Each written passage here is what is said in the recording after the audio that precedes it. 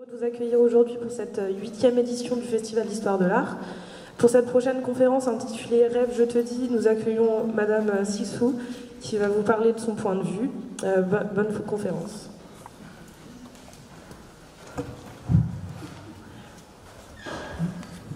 Vous m'excuserez, mais ce n'est pas une conférence. Le rêve m'a dit que s'il y avait quelque chose qui le terrorisait et lui faisait horreur, c'était bien les conférences. Ceci dit,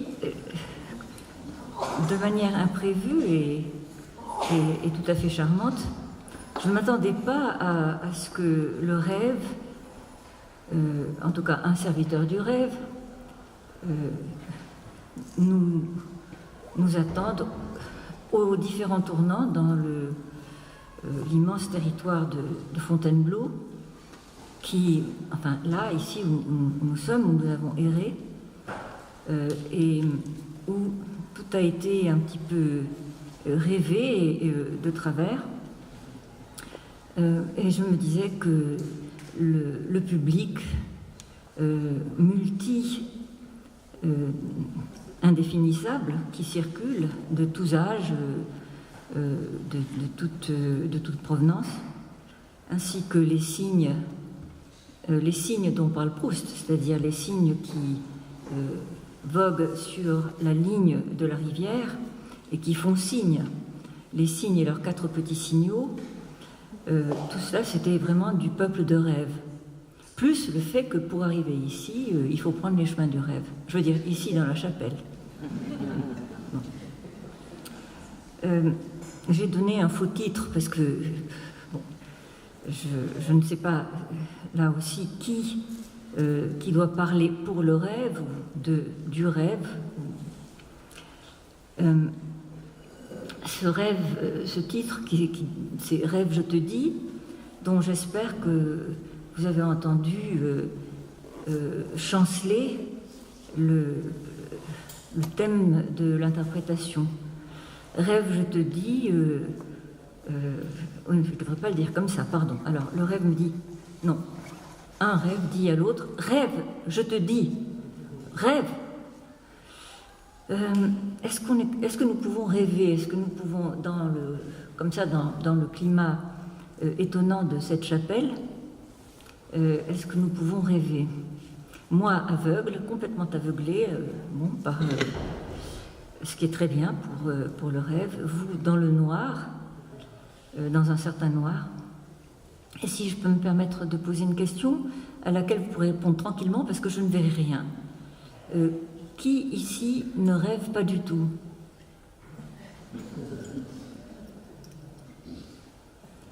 Tout le monde rêve alors ici. Bon, donc tout le public ici rêve. Ça c'est génial. C'est très important parce que je me suis posé la question avant de venir. Parce que par les rêves, c'est toujours une aventure ou une mésaventure. Vous savez, la scène que nous connaissons et qui est la scène du matin où quelqu'un vient et raconte son rêve et où tout le monde est absolument exaspéré. Voilà, elle arrive très souvent et je pense qu'on ne peut parler rêve ou rêver rêve que entre rêveurs. Alors, je suis étonnée, je me dis qu'il y a une quantité astronomique de rêveurs qui circulent comme ça dans Fontainebleau et c'est tout à fait extraordinaire.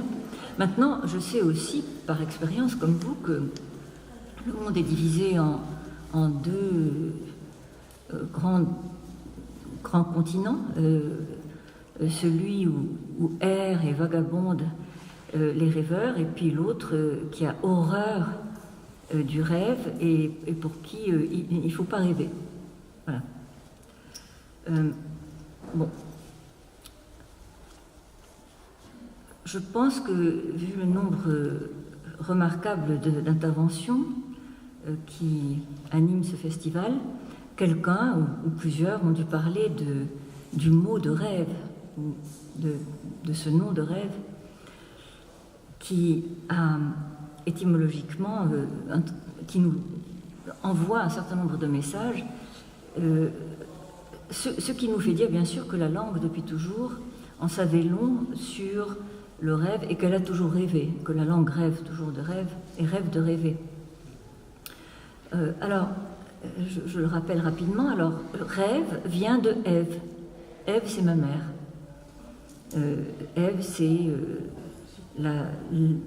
l'être, la divinité qui m'a toujours conduite sur les chemins, sur les sentiers du rêve, en ayant une allure et un rapport à la réalité tout autre que le mien. C'est elle qui a conduit mes voitures, par exemple, même quand elle avait 100 ans. Elle s'est arrêtée il y a peu de temps, à l'âge de 103 ans. Donc Ève et rêve sont complices et indissociables pour moi. Voilà, ça c'est une des fonctions étymologiques du rêve. Comme vous le savez, éver, le mot éver signifie vagabonder. Alors, j'ai eu le sentiment de vagabonder en arrivant ici, hein, mais un vagabondage en même temps très encadré, avec une quantité incroyable de portes fermées, d'impossibilité de rentrer, enfin, tous les éléments de rêve étaient là. Et cependant, et depuis l'époque gallo-romaine, on ève, c'est-à-dire on vagabonde. On vagabonde parce qu'on n'est pas admis, parce que le fait d'entrer et d'être admis est quelque chose de tout à fait extraordinaire. Il faut un visa, et on a beau avoir un visa d'ailleurs, ou un badge, ce que vous voudrez. Bon, l'entrée, la porte et la sortie, tout cela est sujet à méditation. Là-dessus, comme là aussi, je ne fais que le rappeler, que vous le savez, Ève, rêve, s'évade, font évasion. Rêver, c'est se réévader en permanence. Et il est vrai que ce qui est extraordinaire, c'est que lorsque nous rêvons, en tout cas moi c'est mon cas, mais je pense qu'il doit être très très très répandu. D'une part, je fais l'expérience primitive chez moi, là depuis toujours, de l'incarcération, de l'emprisonnement, de l'impossibilité d'atteindre, de sortir, de l'interdit le plus absolu, puisque le rêve, en fait, est lié à l'interdit, à son propre interdit. Et d'autre part, ce même rêve qui met en scène en permanence l'impossibilité d'atteindre et le désir fou de liberté, il est mu, il est engendré par notre fondamental et universel besoin d'évasion. Alors et après, là, comme vous l'aurez remarqué, bien sûr, tout cela se rapporte à un mot qui s'amuse de nous en français, et qui est donc le mot de rêve. Mais son cousin voisin, le Traum ou le Dream, lui, il prend un autre parti. Alors, chez nos cousins voisins, rêver, c'est toujours, c'est tromper, c'est trügen. Voilà. Alors, ça, on le sait ou on ne le sait pas, toute notre géopolitique est d'avance imprégnée, porteuse de traces de ces options, avec cette possibilité française d'errer et d'essayer de s'évader, de se tirer, voilà, de se tirer. Cependant que nos immédiats voisins nous accusent d'être des trompeurs, de mentir, et bien sûr, eux-mêmes pratiquent le rêve en tant que mensonge. Bon, tout cela, je ne doute pas que vous le sachiez. Et si je passe comme ça par sous l'escalier, qu'on nous a dit, vous prenez sous l'escalier à droite, puis à droite, considérez que c'est votre gauche, puisqu'en rêve, la droite c'est la gauche, etc. Parce que, comme nous l'expérimentons tout le temps, impossible de parler rêve ou de rêver sinon en langue, par mot, et d'une manière qui maintenant est théorisée.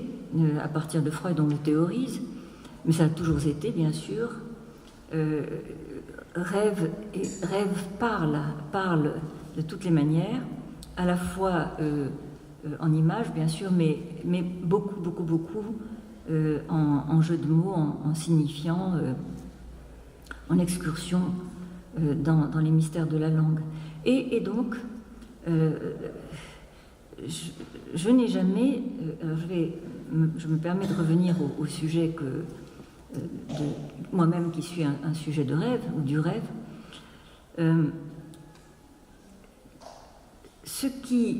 Pourquoi est-ce que je suis... Pourquoi est-ce que, comme l'a dit Derrida d'une manière qui a fait thèse, pourquoi est-ce que j'écris au rêve et pourquoi je suis liée vitalement au rêve, c'est bien sûr parce que il est impossible de distinguer la littérature du rêve. J'ai commencé, sans le savoir, par écrire avant d'écrire. Très longtemps avant d'écrire, j'écrivais parce que j'écrivais. Je veux dire, j'ex-rêvais, ou j'ex-rêvais. Je l'ignorais totalement et j'ai confié à diverses reprises le moment d'épiphanie où,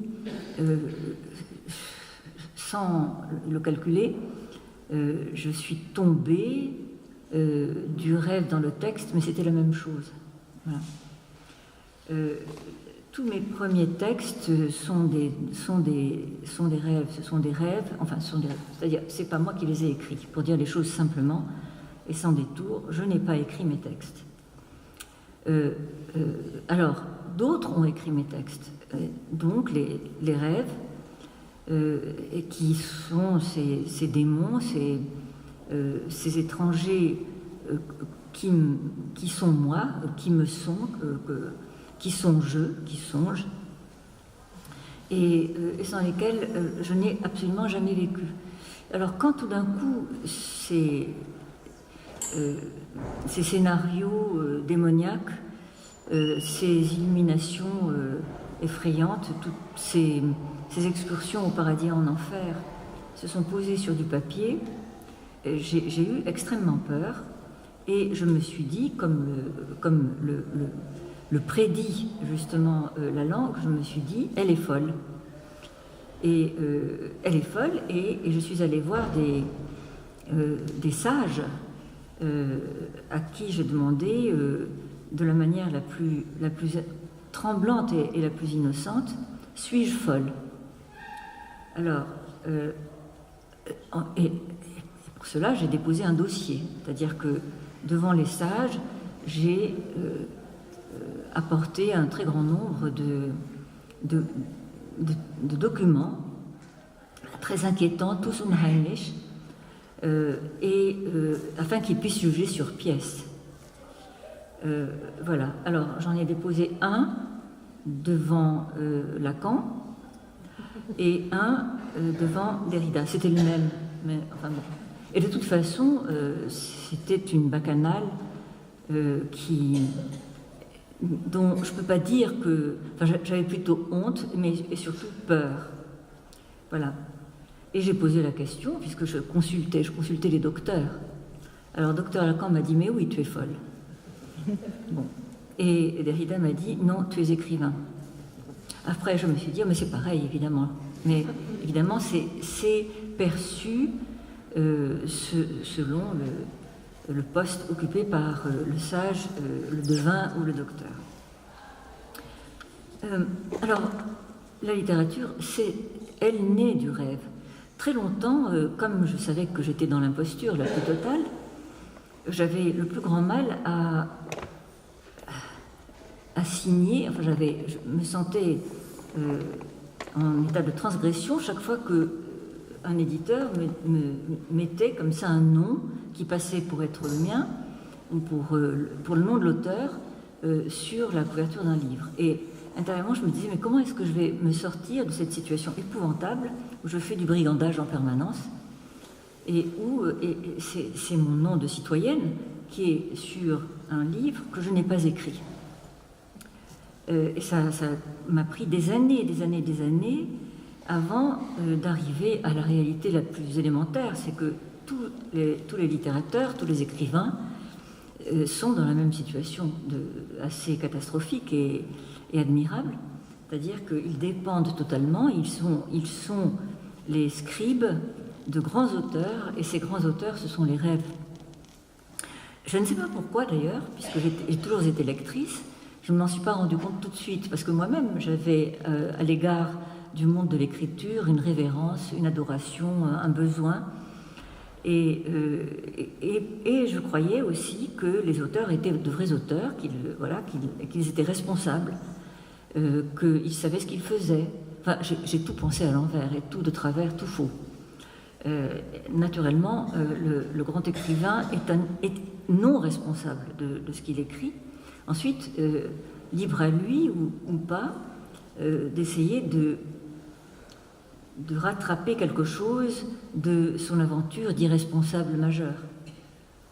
Mais si vous ouvrez le journal de Kafka, par exemple, c'est-à-dire le journal de son intimité, qui s'adresse exclusivement à celui qu'il est et celui-là qu'il ne connaît pas, qui s'adresse à l'étranger qu'il est pour lui-même, ça commence tout de suite ça ouvre avec un rêve. Et avec un rêve qui n'est pas inintéressant, que je commence juste à citer, mais brièvement. Je priais en rêve la danseuse Eduardova de bien vouloir danser encore une fois la Xardas. Une large bande d'ombre de lumière lui coupait le visage entre le bord inférieur du front et le milieu du menton. Juste à ce moment, quelqu'un s'approcha d'elle avec des gestes répugnants de l'intrigant qui s'ignore pour lui dire que le train partait tout de suite. À la manière dont elle accueillit cette information, j'eus la terrible certitude qu'elle ne danserait plus. « Je suis une méchante, une mauvaise femme, n'est-ce pas ?» dit-elle. « Oh non, dis-je, pas cela. » Et je me disposais à partir dans n'importe quelle direction. Je ne continue pas, c'est très très long, et puis après cette prière vient une autre prière et encore une autre, juste pour dire que, voilà, parfois, le rêve est une prière. Bon.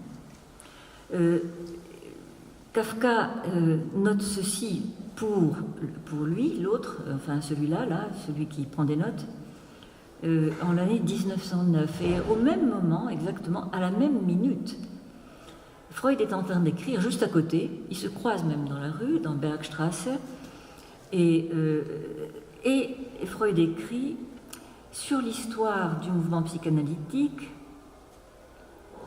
Il y a une voix qui est décisive, c'est la voix des rêves qui vont faire mythe ou conte. Et puis il y en a une autre voix, et une autre voix conduisit de l'exploration du rêve à l'analyse des créations littéraires et à celle des écrivains et des artistes eux-mêmes. Et là, il est en train de raconter, en fait, de faire une sorte de bilan et de chronique de ce qu'il appelle le mouvement psychanalytique, qui est d'ailleurs un mouvement, qui est un mouvement qui court ou qui rampe. Il se révéla que des rêves inventés par des écrivains se comportaient souvent, face à l'analyse, comme des rêves authentiques. Il dit ça au moment où Kafka écrit son journal. D'ailleurs, ils se croisent, et comme toujours, ça vous l'aurez peut-être remarqué, ils se tiennent en même temps à une certaine distance, à la fois parce qu'ils sont attirés l'un par l'autre, ils se reconnaissent et en même temps ils se repoussent, chacun étant un maître différent dans le monde du rêve. De même, d'ailleurs, même expérience avec Proust. Pour Proust, Freud n'existe pas. D'ailleurs, personne d'autre n'existe. Et en même temps, comme vous le savez, l'un hante l'autre complètement. Kafka, lui, il lit Freud. Alors, en fait, si je si je note ces petits éléments, qui sont des éléments historiques, si je peux dire, c'est aussi pour dire que sans cesse, les grands écrivains, que ce soit des écrivains du côté de l'analyse, c'est-à-dire de l'inconscient, directement, ou les écrivains qui font un petit détour par la fiction, tous ont une dette reconnue et entretenue et augmentée à l'égard du rêve, et ils font en même temps l'expérience, c'est pour ça que tout à l'heure j'ai demandé est-ce qu'il y a qui ne rêve pas, ils font en même temps l'expérience que tous les rêveurs font, et quels qu'ils soient, quelle que soit leur profession, si je peux dire, ou leur activité, et c'est qu'il y a une résistance au rêve, une résistance farouche. Les gens détestent les rêves et détestent les rêveurs. Enfin, il y a les gens qui détestent les rêveurs, voilà, donc les anti-rêves. On pourrait même faire une sociologie des résistants aux rêves, c'est-à-dire une sociologie politique des résistants aux rêves. Et puis, il y a au contraire l'immense maçonnerie ou confrérie des rêves qui, en même temps, à l'égard du rêve, une passion ou un besoin tel que on cherche toujours à protéger son univers, et on considère que mon rêve est plus rêve que le tien. Voilà. Le rêve, c'est pas seulement une prière, c'est aussi un chemin qui longe l'autre côté. Le rêve, alors l'autre côté, ça c'est évidemment le décisif, et ce qui fait justement qu'il y a tant de résistance au rêve. En principe, mondialement, il faut rester du même côté. Enfin, ensuite on se divise, je veux dire qu'après il y a toutes les guerres, etc. Mais les guerres, les haines, tout cela se passe du côté du même. Voilà, c'est-à-dire du même qui se déteste, du même, du je t'aime pas, mais voilà, parce que je ne veux pas que tu sois le même, mais c'est du côté du même. Alors que pour les rêveurs, on n'a pas à se disputer, si vous voulez, un globe, avec ses limites, dont on connaît maintenant justement l'extrême vulnérabilité, l'extrême fragilité, parce que l'autre côté est illimité, il est infini, et il s'auto-engendre à l'infini, mais c'est l'autre côté.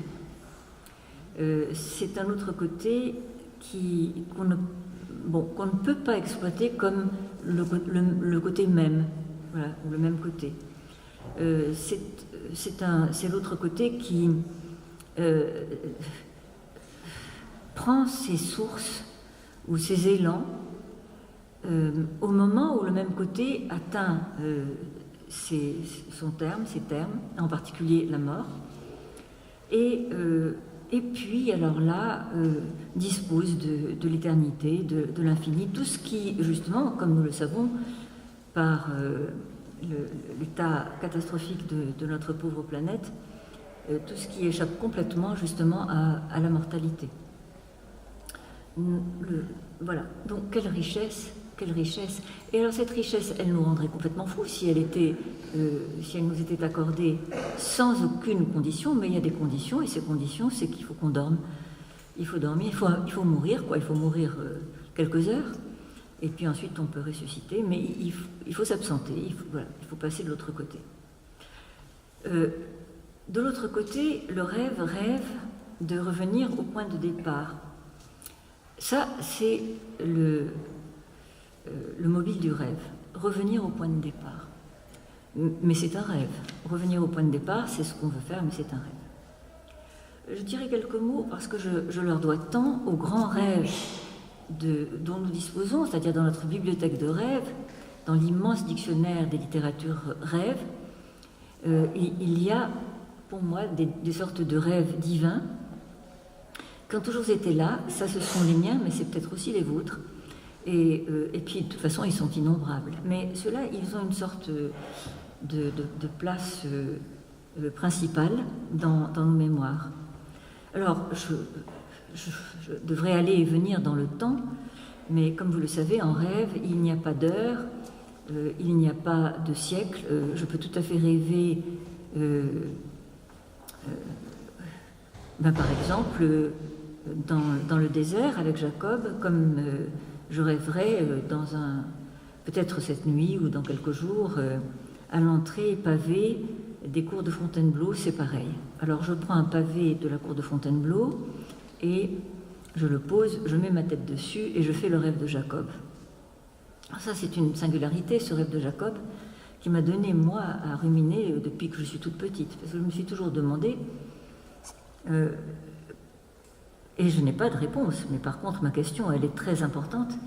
Pourquoi les anges, ça c'est tout à fait normal, que les anges viennent, mais pourquoi les anges, dans le rêve de Jacob, vous savez qu'ils viennent circuler, volter autour de Jacob, mais leur mouvement, c'est un mouvement de bas en haut. J'ai tendance à penser dans la banalité que les anges que vous voyez partout sur les cathédrales, avec leurs échelles, leurs instruments, leurs petits vélos parfois, leurs petits chevaux, ils descendent du ciel enfin, si le ciel est là-haut, mais et si le ciel était en bas? Alors, effectivement, il faudrait qu'il remonte à l'envers. Enfin, toujours est-il qu'il y a là une énigme. Maintenant, je vais vous citer comme ça, en passant, quelques-uns des rêves compagnons pour moi. Alors, il y a le rêve de Raskolnikov. Je ne sais pas si vous vous en souvenez précisément. C'est ce qui a fait qu'à diverses reprises dans mon existence, j'ai failli ne pas lire Dostoïevski. Et pourtant, c'est un des plus grands rêves du monde. C'est dans Crime et Châtiment. Très vite, dans l'entrée, vous savez que c'est quand même le grand livre, c'est la Bible du crime, Crime et Châtiment, tout Dostoïevski, mais en particulier Crime et Châtiment. Et puis ça commence comme ça, dans cette immense épopée du crime et du rêve. Tout d'un coup, au tournant d'une page, on assiste à un assassinat épouvantable, et dont on ne nous épargne pas une seconde. Voilà, et c'est l'assassinat d'une petite jument. Je ne sais pas si vous vous en souvenez, mais c'est atroce. Alors, à côté de ça, les défenseurs des animaux aujourd'hui, et y compris tous les documentaires qu'on a pu voir, ce n'est rien. Personne jamais n'a écrit des choses aussi cruelles que le rêve de Raskolnikov. Le rêve, c'est un rêve. C'est-à-dire, en fait, c'est un rêve qui est tellement puissant qu'il se dérêve de lui-même et il devient vrai. Et donc, on est entraîné au fur et à mesure dans la description minutieuse de l'assassinat de la petite jument. On l'effectue, on ne peut pas l'éviter. Toutes les douleurs que le rêve peut nous apporter, elles nous sont accordées. Et puis, 30 pages après, on se réveille et on se dit, mais alors voyons, attends, ça c'était donc pas la réalité, c'était un rêve. Mais il n'y a aucune possibilité de dissocier le rêve de la réalité. Et nous avons la pauvre petite jument, absolument torturée, mise à mort, et absolument rien, aucun supplice n'aura jamais pu être plus cruel que celui qu'on lui a fait subir. Bon, à côté de ça, il y a pour moi le rêve de Walter Benjamin, dont Derrida a tiré un magnifique livre qui s'appelle Fichu, et où Benjamin, qui est sur une paillasse, dans un camp dont il ne sortira que pour se traîner jusque dans les Pyrénées et se suicider, Benjamin fait un rêve. Alors, chose intéressante, c'est un rêve en français. Et dans ce rêve, il voit une écharpe sur laquelle voguent des navires se transformer tout d'un coup en fichu. Ça ne peut avoir lieu qu'en français. Ce rêve, il l'écrit de A à Z en français, il l'envoie à la sœur de son ami Adorno, avec laquelle il a une relation intime, et c'est donc un rêve de fichu, et c'est un rêve qui illustre de la manière la plus somptueuse, comme justement aucun tableau ne pourrait le faire, le thème français de fichu. Je suis fichu. Voilà. D'une certaine manière, le rêve est toujours un fichu. Il est toujours fichu, mais il est fichu et fichu. C'est à la fois quelque chose avec lequel nous pouvons nous couvrir la tête, ou nous cacher, ou nous voiler, et c'est en même temps l'annonce, la prédiction que nous sommes fichus. Et là-dessus, Derrida écrit un texte qui se laisse porter et ensorcelé par le rêve de Benjamin, mais à ce moment-là, Derrida ne sait pas, mais pressent qu'il est fichu. Un autre rêve, c'est le rêve de Socrate, que tout le monde connaît. C'est ce rêve extraordinaire et poignant où Socrate, je ne sais même pas si Socrate a existé, alors donc Socrate de la littérature, hein, celui qui n'a jamais écrit, dit-on, et qui en même temps est supposé avoir, comme s'il était lui-même un immense rêve qui souffle à son autre qui est lui, c'est-à-dire Platon, toute son œuvre. Donc, Socrate raconte comme en rêve à ses amis le rêve qui lui advient pour lui annoncer sa mort. Bon. Ça, par exemple, là, ce bruit, c'est exactement ce qui arrive quand on rêve. Et où le monde extérieur vient et vous dit bientôt tu vas devoir te réveiller. Alors je dis non, je veux finir mon rêve. Ah ben, vous savez, les rêves sont toujours interrompus. Tous mes rêves, alors je pourrais aussi vous citer les rêves qu'il y a dans Shakespeare. Le rêve de Clarence dans Richard III, qui rêve sa mort dans les plus petits détails, qui se réveille épouvanté, n'est pas mort, et se réveille pour pouvoir mourir de son rêve dans son rêve. Et finalement, tous mes rêves sont des rêves, je m'aperçois, mes rêves principaux, ce sont des rêves qui ont à faire, d'une certaine manière, avec la mort et la façon de jouer de la mort, d'en jouer, de la déjouer, de l'éviter, de l'appeler, et aussi d'en jouir. Parce qu'il nous est très difficile, quand nous sommes éveillés, de jouir de la mort. D'abord, elle ne nous arrive jamais. Elle ne nous arrive en fait jamais qu'en rêve. Non. Le rêve était encore un de ces faits de ma vie dont je ne dédaignerai pas l'aide dans la composition de mon œuvre. C'est Proust, hein, bien sûr. Je vais vous lire un rêve et un autre. Parce que j'ai peur qu'on nous chasse. Alors, comme j'ai peur qu'on nous chasse, je vais vous lire le rêve qui s'appelle « La vie est une chasse ». La vie est une chasse, me dis-je. Je suis un lièvre, pas grand. Je dévale la langue, je dévale la longue pente blanche à toute vitesse. Si une neige, elle n'est pas froide, on dirait une page, ou bien je ne la sens pas. À toute vitesse, une grosse pintade me poursuit pour me mettre à mort. La pente est raide, elle a ses limites, c'est peut-être une page. Même si je cours comme l'éclair, il n'y a nulle part où se cacher. Je me retourne, je suis en bas, je suis acculé, je vois l'ennemi fondre bientôt sur moi. Un dernier recours, terrifier l'ennemi. Il me faudrait un pistolet, l'abattre, et je n'ai pas d'arme. Ou bien pousser un tel cri qu'il soit épouvanté. Mais les lièvres n'ont pas de voix. Seulement un rêve de cri. Faute de cri, je me brandis moi-même, je deviens tout petit, noir, dur comme une balle, je vise, puisse l'ennemi me prendre pour une arme, mais pour l'instant, l'animal qui charge ne semble pas me voir changer en munition, je n'ai plus d'espace, la distance entre nous diminue, je suis au bord du rêve, au bas de la page, je vois ma fin s'approcher, c'est une grosse pintade grise, fin du lièvre, reste le livre. Voilà son autre. J'ai rêvé aujourd'hui d'un âne qui était un lévrier,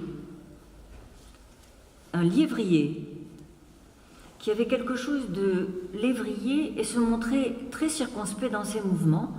Je l'ai observé de près parce que j'étais conscient de la rareté du phénomène, mais je n'ai gardé que le souvenir de ces minces pieds d'homme, lesquels, à cause de leur longueur et de leur symétrie, décidément ne me plaisaient pas.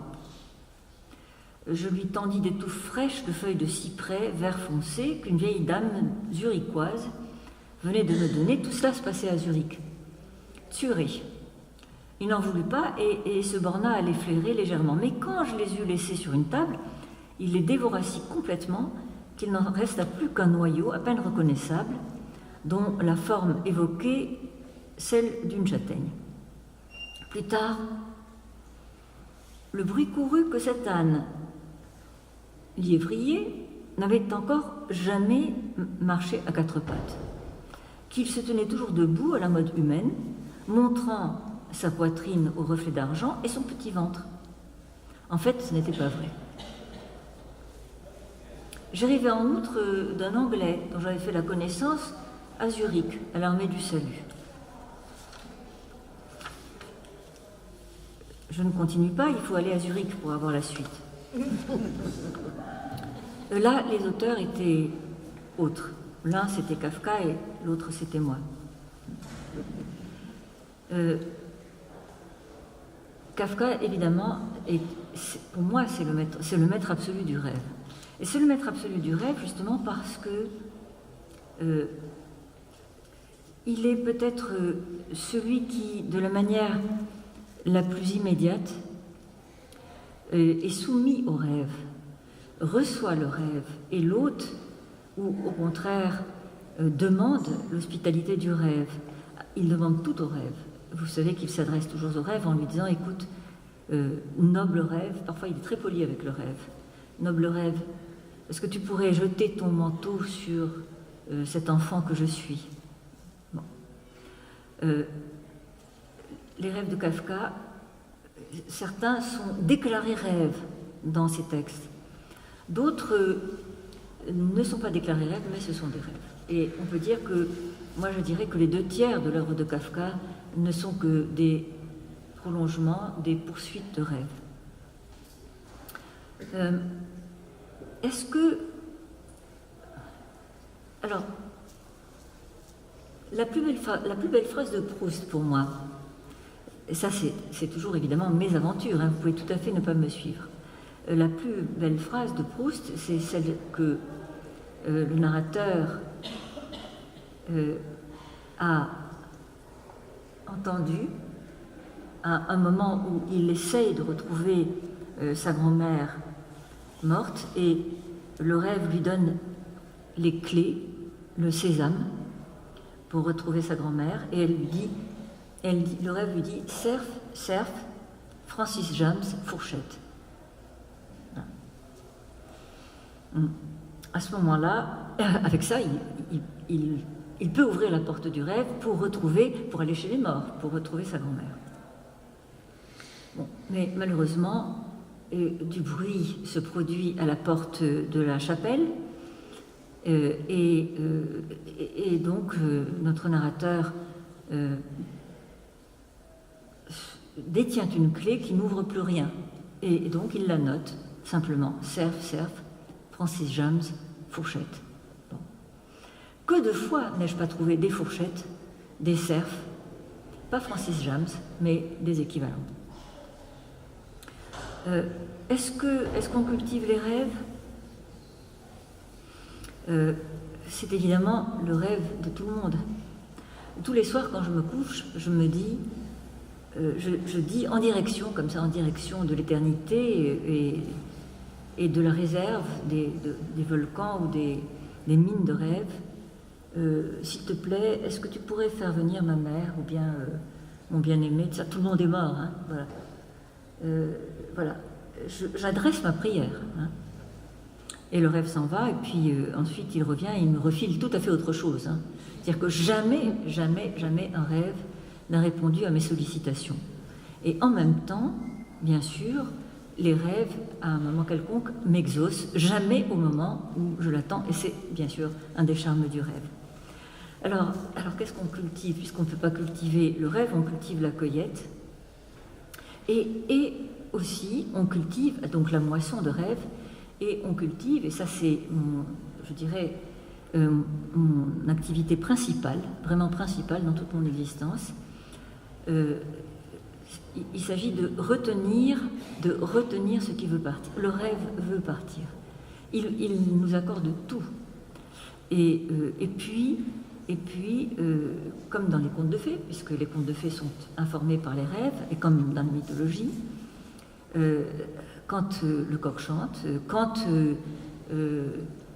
Socrate voit arriver un bateau avec à bord une très belle femme habillée de blanc, là on sait que le rêve, c'est-à-dire la vie, va nous abandonner, va partir. Et alors on se débat de toutes ses forces pour essayer de le retenir. Alors moi j'ai des trucs, je vous les confie, mais ça marche pas mal, mais c'est assez problématique quand même. Je dors toujours avec des carnets à côté, enfin sur mon oreiller, et de gros feutres. Et lorsqu'un rêve passe, je l'attrape, mon feutre fonctionne comme ça, comme une pince, comme une main qui agrippe, et dans le noir, et tout endormi, je le note. Alors ça, c'est assez étrange. Disons que c'est comme si je le prenais en photo, voilà, je le retiens, et voilà. Et comme ça, je peux continuer à dormir sans être au désespoir. Et puis au matin, je regarde. J'imagine la poule qui regarde son œuf. Et parfois, je me dis, mais... Bon, en général, j'arrive à retrouver le fil du rêve qui a totalement disparu. Hein, mais il est là. Alors là, par contre, il est là. Alors là, je suis dans une demi-nuit. Et dans cette demi-nuit, pas demi-jour, hein, encore dans ce reste de nuit, j'écris, le rêve me dicte, à partir de son fil de scénario, il me dicte la totalité de son aventure. À ce moment-là, j'ai 2 ennemis que j'adore, donc je ne peux pas m'en débarrasser, qui sont mes chats, et qui commencent à hurler en disant « Mais ça va durer longtemps, ça ?» Alors, chacune d'un côté, je les repousse comme ça du pied, et parfois, d'ailleurs, je crie. Ça suffit, laissez-moi avec mes rêves. En général, elles attendent que j'ai fini. Mais elles peuvent tout à fait chasser le rêve, hein, et ce sont des chasseuses de rêves. Elles considèrent les rêves comme des rats ou comme des souris, elles se mettent à courir après, et puis voilà. Bon. Quand ai-je commencé à écrire mes rêves en même temps que l'écriture? Je ne peux même pas dire ce qui a commencé, qu'est-ce qui était au point de départ. J'ai commencé à prendre des notes et des rêves où les rêves sont venus de la même manière. Là, je dois dire qu'on a un ennemi intérieur, et cet ennemi extrêmement fort, c'est la machine à reprendre les rêves. Nous la connaissons, Freud en parle beaucoup, c'est ce qu'on pourrait appeler l'oubli des rêves, en tout cas c'est la fonction de refoulement, de censure, etc. Et là, on peut dire qu'on peut mener un combat. Et on peut mener un combat, mais c'est un sport.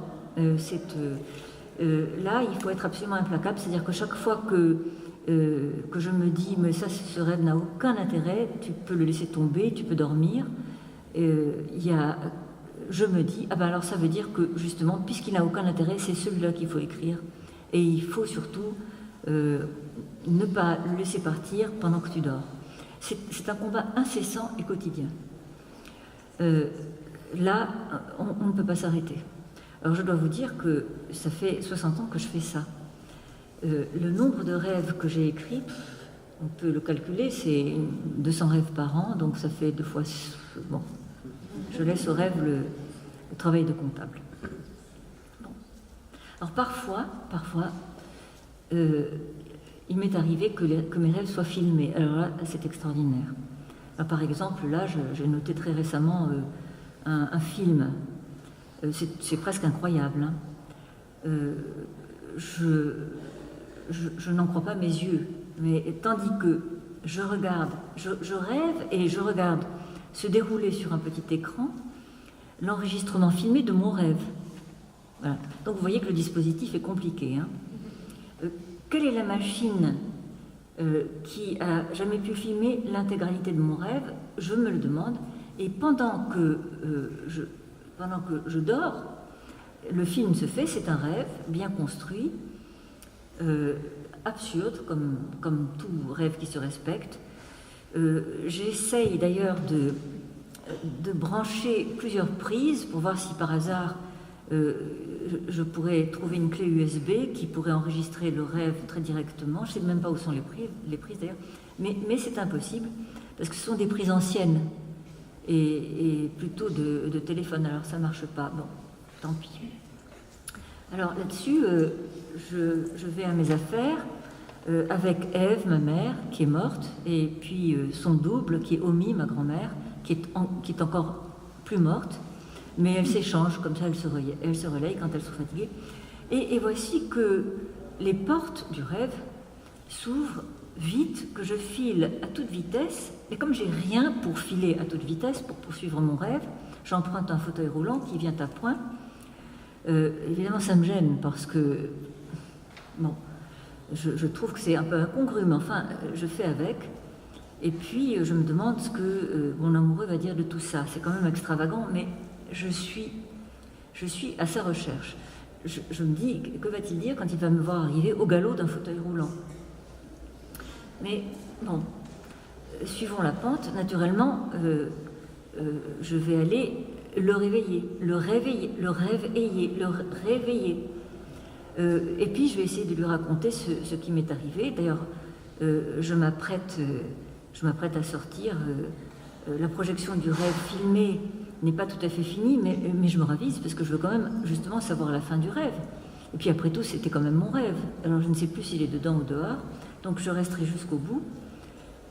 Et je ne sais toujours pas comment marche cette machine. C'est un petit écran qui est grand comme une feuille A4.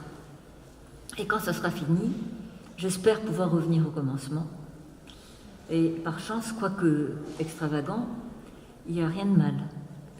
Ce rêve n'est pas obscène, n'est pas comme ils le sont souvent. Le rêve n'est jamais obscène, bien sûr. Hein.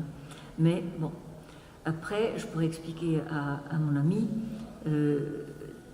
comment cette histoire s'est arrivée et comment maintenant, en plus, je suis capable de rêver filmé, une nouvelle espèce de rêve. J'ai dit très récemment à une amie proche que mes rêves étaient tout ce qu'il y a de plus classique. Ils sont tous, si vous prenez l'interprétation des rêves, ils ont tous des ancêtres qu'on retrouve dans le catalogue qui est établi par Freud. Alors il y a par exemple les rêves de président et d'empereur. Et je dis à mon ami, qui par ailleurs est médecin, je lui dis, moi j'ai rêvé de tous les présidents. Alors comme elle semble ne pas comprendre ce que je dis, je m'explique. Je dis, j'ai même fait l'amour avec Sarkozy, avec Mitterrand. Elle me dit, est-ce possible? Mais j'ai dit, mais naturellement. Alors, il y en a qui se présente de manière plus agréable. Par exemple, Chirac, je l'accueillais volontiers, parce qu'il s'appelait Jacques. Bon. Mais Sarkozy et Sarkozy, c'était horrible. Et là, alors, parfois je vois venir des présidents, je me dis, oh mon Dieu, qu'est-ce qui va m'arriver maintenant? Alors, que croyez-vous que j'ai fait ces derniers temps? Non, alors, évidemment, j'ai 5 rêves d'affilée avec Trump. Bon. La même nuit. Et chaque fois, je me dis des choses qui sont de toute évidence. Je me dis, comment est-ce que je vais faire pour m'en débarrasser?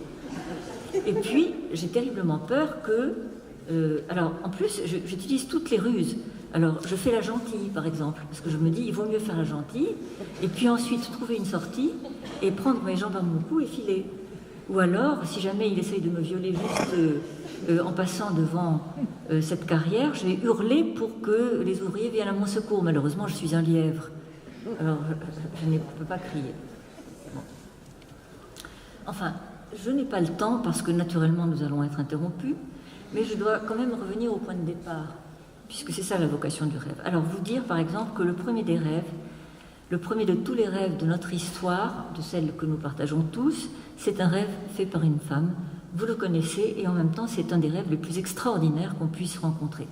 C'est le rêve de Pénélope qui, vous le savez, met en scène, prépare, bien sûr sans qu'elle le sache, sans que nous le sachions, la fin de l'Odyssée. Ce qui me fait penser donc que, comme Homère, on le sait maintenant, est une composition d'un certain nombre de personnes qui sont Ulysse, Pénélope, il y a même, alors Circé, bon c'est dans un coin parce que c'est embêtant pour Pénélope, mais enfin bon, c'est toute la famille intérieure d'Ulysse et de Pénélope a écrit l'Iliade et l'Odyssée.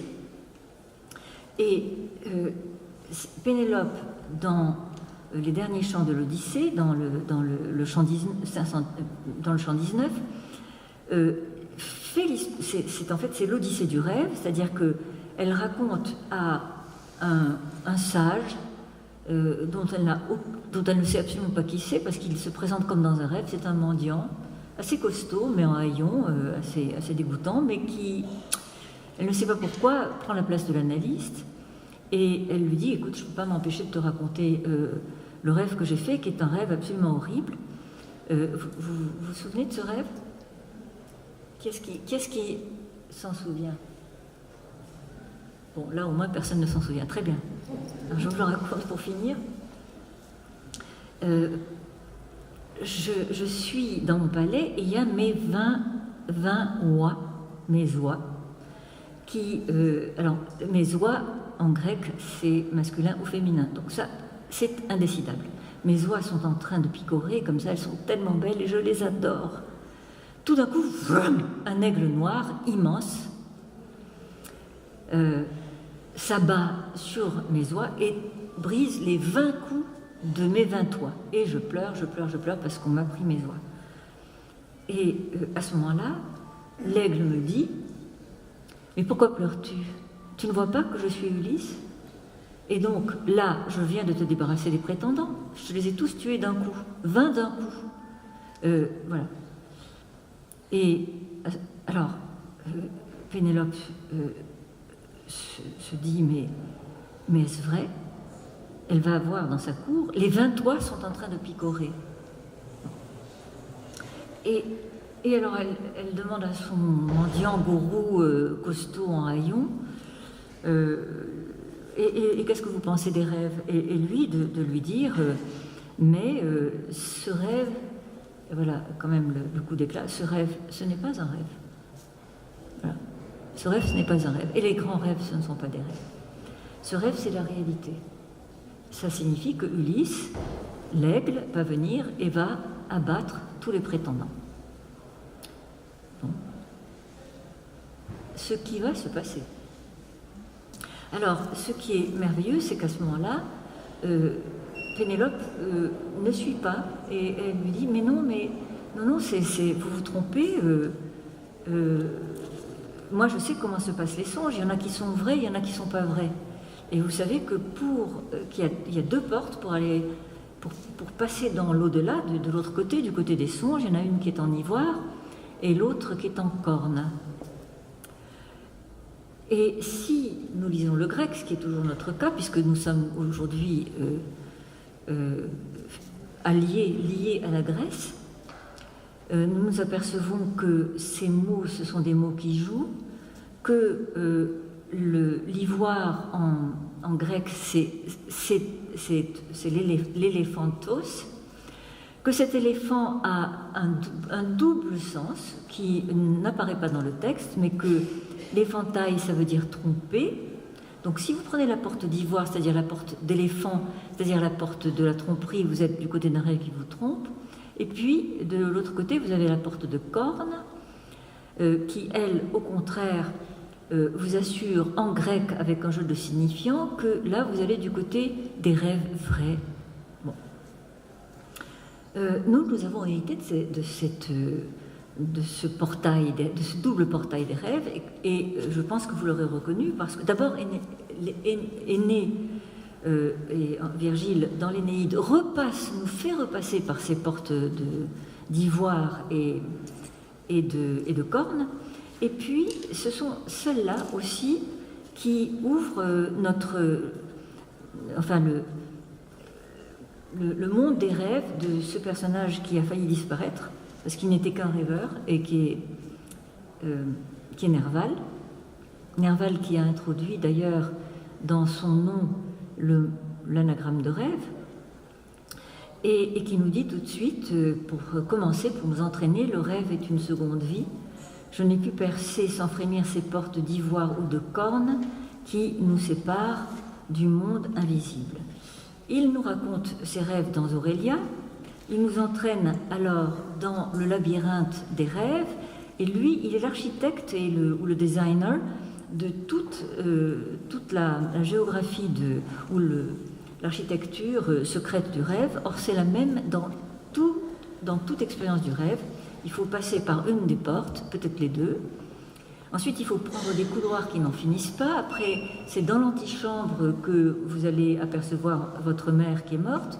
Puis un petit peu plus loin, il faudra que vous montiez sur une montagne, laquelle, bien sûr, a une crête, et là, vous roulez à toute vitesse avec une 507 sur un fil tel que, de toute manière, vous ne pourrez que tomber ou bien dans la mer qui vous dévorera, ou bien, au contraire, dans un gouffre. Et naturellement, vous avez laissé tous vos papiers dans la voiture. Et tout cela se passe parce que le rêve est un théâtre avec son décor, et le décor, c'est toujours le même. Il faut que ça se passe vers minuit, l'heure du rêve, comme vous le savez. On sort d'un certain faubourg, on se trouve dans une grande ville, et là, lorsque on lève les yeux, par hasard, on remarque le numéro d'une maison qui est éclairée, le numéro, pas la maison, par un rêve Herbert. Et c'est le vôtre. Ce numéro, c'est le vôtre. Voilà. C'est celui de votre vie ou de votre mort. Alors là, par exemple, oui, le réverbère vient d'allumer le numéro. Il me dit 4-9. Bon, 4-9, apparemment, ce serait l'heure. Donc je suis obligée de me précipiter en dehors de la cité souterraine, dans laquelle pourtant j'aurais beaucoup aimé rester, mais pas avant de vous infliger le frisson d'une dernière rencontre absolument essentielle. Ça s'est passé ce matin. Ce matin, j'ai pensé qu'il fallait nettoyer la maison avant de venir à Fontainebleau. Alors j'ai eu l'idée de demander à ma petite fille de balayer la chambre, ce qu'elle a curieusement accepté volontiers, alors qu'elle ne le fait jamais. C'est en parlant avec elle et avec ma mère, Ève, morte, que tout d'un coup, je me suis rappelé Omi, ma grand-mère, morte. Et j'ai été frappée d'effroi. J'ai oublié ma grand-mère. Ça fait des jours et des jours que je ne l'ai pas appelée. Ça, c'est le crime du rêve, c'est celui de Proust. Elle est seule, en bas, dans mon appartement, et déjà la dernière fois, je l'avais appelée après un très long retard, peut-être plusieurs mois, et j'ai recommencé. Qui sait dans quel état elle est, je n'ose en parler. Et maintenant, voilà que je ne me souviens pas de mon propre numéro de téléphone. Je demande à ma petite fille si elle l'a. Et par chance, oui, elle a toujours son téléphone, et sur son téléphone, elle va me le donner. Là-dessus, je suis occupée par le passage du vendeur de nourriture qui est dans le wagon.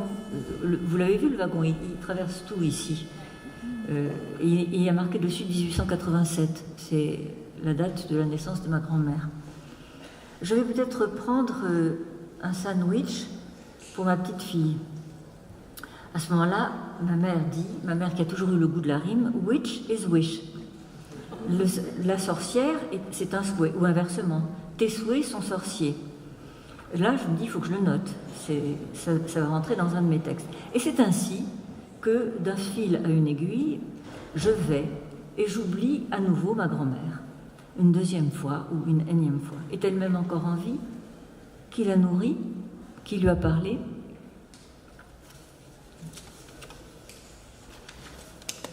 Voilà.